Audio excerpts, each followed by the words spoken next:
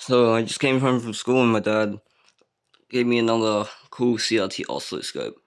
So apparently this one hasn't been fired up in about 15 years, and I mean 1.5. So let's just fire it up real quick. I have it plugged in, so he allowed me to do it with this one. So, because he has like another one, this is an analog one, he actually has a digital one, so let's fire it up. Look at that.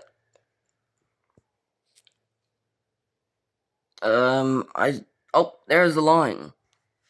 It's not at a very high intensity so far, so if we just crank it up, sheesh, that looks amazing, but it kind of hurts my eyes a little bit. Look at that line. You can change the vertical position, horizontal position, and this is a analog oscilloscope.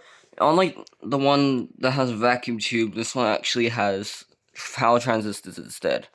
I'm not going to open the inside. I'm going to show you guys I'm going to measure something with it. There we go, we got the probe, and it's measuring a square wave, which is used for calibration. 5 volts calibration. And so far, it turns out this wasn't actually calibrated properly. So now that I look at it, it looks good enough, honestly.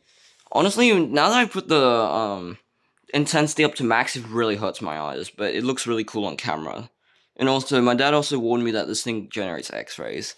It is still CRT, and also the fact it uses a light bulb here is kind of funny.